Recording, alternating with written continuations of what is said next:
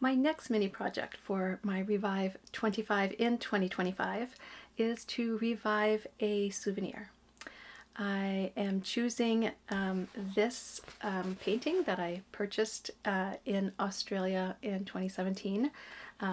This canvas that I had always meant to put on a proper backing, and I still haven't.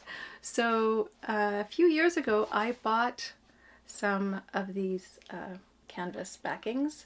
I had originally bought those I was thinking of putting concert t-shirts on, you know, shirts that I wasn't wearing anymore that were a little too small now. And then I rethought that thought, thinking I don't think I want to put staples in those t-shirts and wreck them. So I never did that.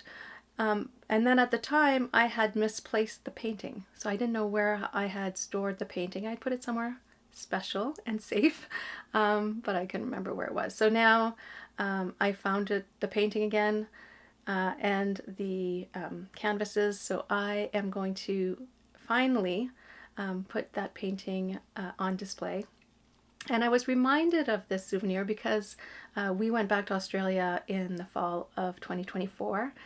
And when I ended up seeing the canvas, I was reminded, because I'd forgotten what it was.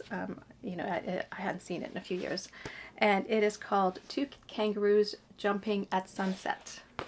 I don't know if you can read that. But, and the funny thing is, in 2017, I didn't see kangaroos at sunset. I saw them at a zoo, at the Taronga Zoo in Sydney, and then saw some kangaroos in Melbourne because my husband's cousin, we were visiting, when he heard I saw kangaroos in a zoo, and I was so excited about seeing them.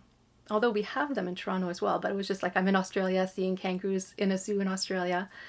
He decided to take us so I could see kangaroos in the wild.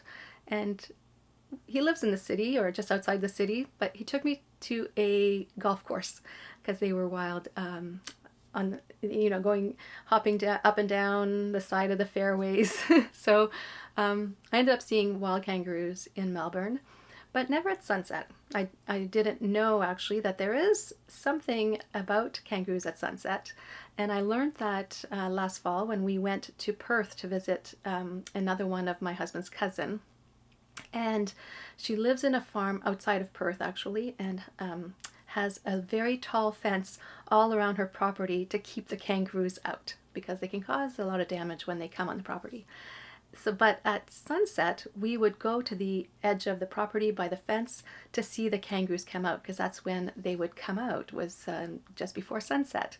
So I saw kangaroos. It didn't have a beautiful sunset background when we saw them in Perth, but I kind of loved that connection of one trip to the other.